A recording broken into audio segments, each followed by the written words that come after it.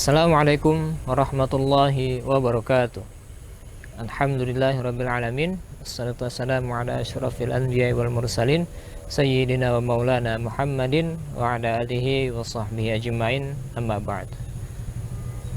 Pemirsa penikmat kurma yang berbahagia, segala puji dan syukur kita panjatkan kepada Allah Subhanahu wa taala atas segala nikmat yang telah diberikan kepada kita, baik nikmat iman, nikmat Islam, nikmat sehat, dan tentunya nikmat bisa kembali bertemu dengan bulan suci Ramadan. Semoga Ramadan kali ini adalah Ramadan yang bisa membawa perubahan kepada kita, tentunya perubahan ke arah yang lebih baik. Amin amin ya rabbal alamin. Para pemirsa penikmat kurma yang dimuliakan oleh Allah, izinkan ulun berbagi sedikit tentang bagaimana Islam mengatur kehidupan manusia. Kita tahu dan kita yakin bahwa Islam adalah agama yang sempurna. Islam mengatur segala aspek kehidupan manusia. Islam mengatur perkara ibadah, sebagaimana Islam juga mengatur perkara muamalah. Dalam aturan-aturan Islam, Islam bukan hanya sekedar mengatur urusan antara manusia dengan Allah, tetapi Islam juga mengatur hubungan antar sesama manusia. Dan salah satu aktivitas yang diatur dalam Islam yang kemudian berkaitan dengan hubungan antar sesama manusia, misalnya adalah aktivitas perdagangan atau aktivitas bisnis misalnya. Sehingga dalam prinsip Islam, bisnis memiliki karakteristik yang khas, yang mengedepankan kejujuran, keadilan, dan tentunya keberkahan.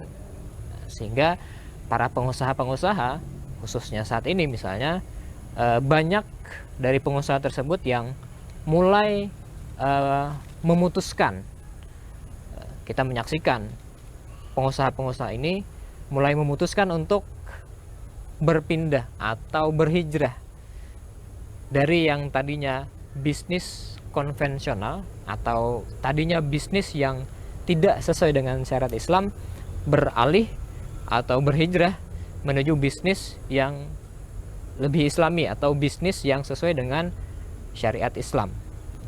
Banyak kita saksikan saat ini. Dan fenomena ini tidak hanya terjadi pada pengusaha-pengusaha kecil, tetapi juga pada pengusaha-pengusaha dengan omset yang lebih besar.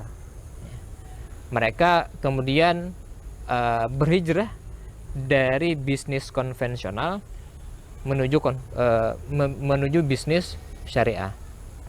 Mereka mencoba mencari alternatif lain yang sesuai dengan prinsip-prinsip syariat Islam. Misalnya dengan menggunakan sistem keuangan syariah, menggunakan sistem pemasaran syariah, menghindari transaksi-transaksi yang ada unsur ribanya, menghindari transaksi-transaksi yang ada unsur gharornya, ataupun juga menghindari transaksi-transaksi batil yang tidak sesuai dengan syariat Islam. Kemudian juga mereka sudah mulai memikirkan aspek halal atau kehalalan dalam menjalankan bisnis mereka. Para pemirsa penikmat kurma yang dimuliakan oleh Allah, fenomena ini tentu bukan sesuatu yang luar biasa sebenarnya. Ini adalah sesuatu yang wajar, fenomena yang lumrah terjadi khususnya di kalangan kaum muslimin. Kenapa? Karena sejatinya setiap manusia fitrahnya itu memiliki kecenderungan untuk berbuat baik, untuk kemudian mendapatkan keberkahan dalam segala aktivitas mereka, termasuk dalam bisnis.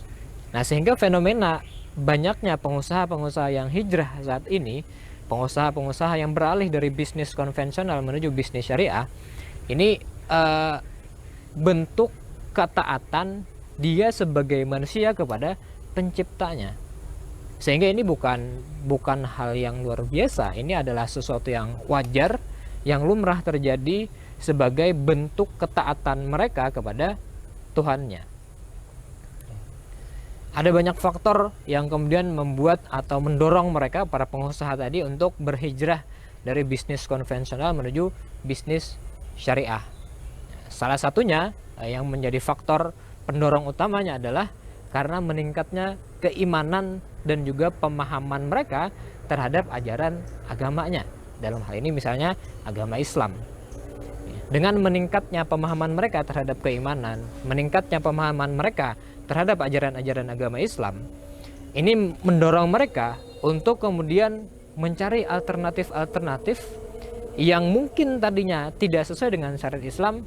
Kemudian mereka berhijrah kepada bisnis yang menjalankan prinsip-prinsip dan nilai-nilai syariat Islam.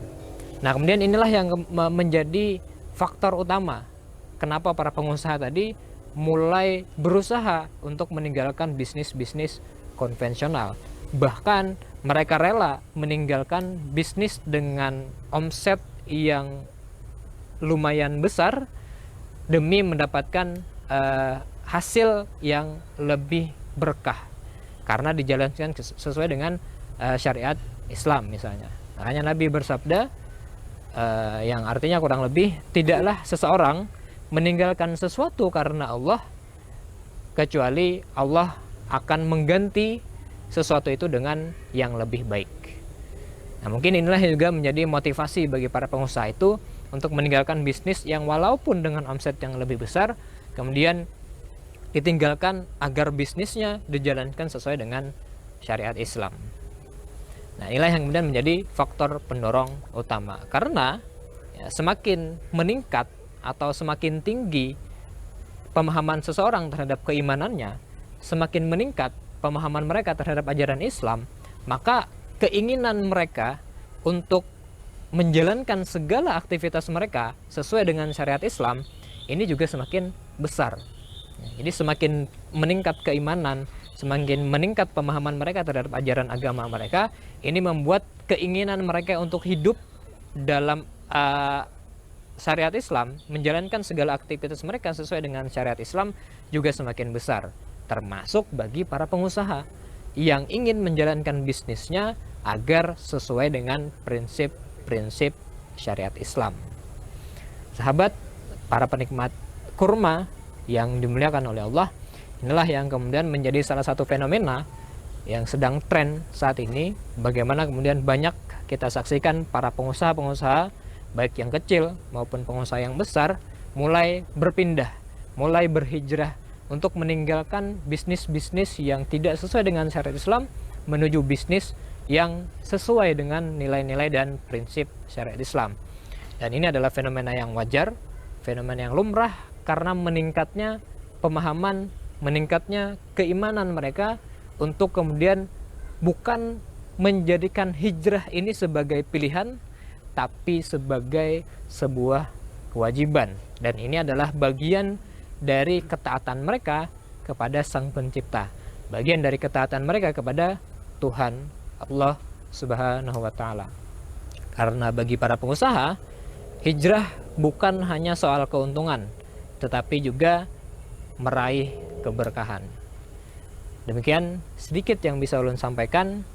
Semoga Ramadan kali ini kita diberikan hidayah dan petunjuk oleh Allah untuk senantiasa memperbaiki diri agar dalam menjalankan segala aktivitas kita bisa kita jalankan sesuai dengan syariat Islam, sehingga keuntungan dunia kita dapat, keuntungan akhirat juga kita dapat.